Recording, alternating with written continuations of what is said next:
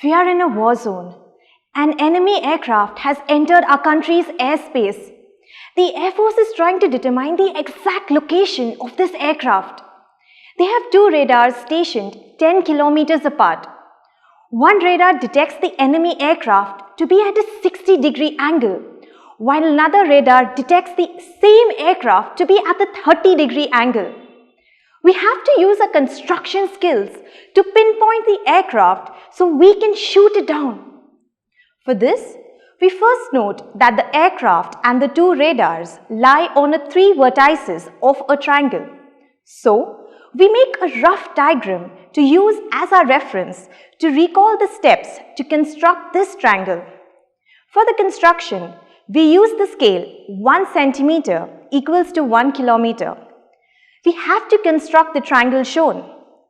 We are running out of time, so just let's begin. Let us first draw a long horizontal line and name any arbitrary point on it, P.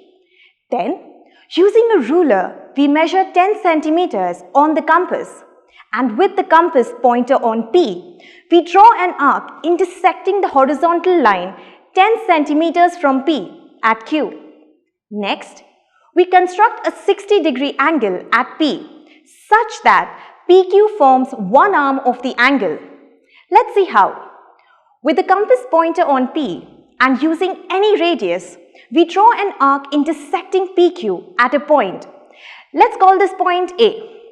Then, with the compass pointer on A and the same radius as before, we draw an arc intersecting the previous arc at a point.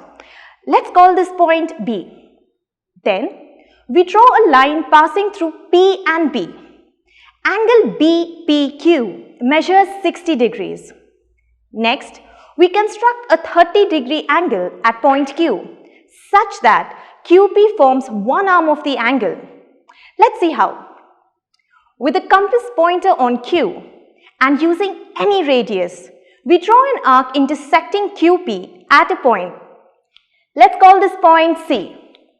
Next, with the compass pointer on C and the same radius as before, we draw an arc intersecting the previous arc at a point.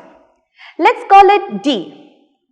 The line passing through Q and D is at a 60-degree angle to QP. In order to obtain a 30-degree angle, we must bisect the 60-degree angle. For this, we choose a compass length greater than half of CD and draw two arcs that intersect at a point. We'll call it E. Joining Q and E gives us angle EQP, which measures 30 degrees. When extended, QE intersects the ray BP, a point we'll call R, which is the third vertex of the triangle. Using this diagram, we can work out the exact location of the enemy aircraft and shoot it down. Thanks to our construction skills, we managed to save the day.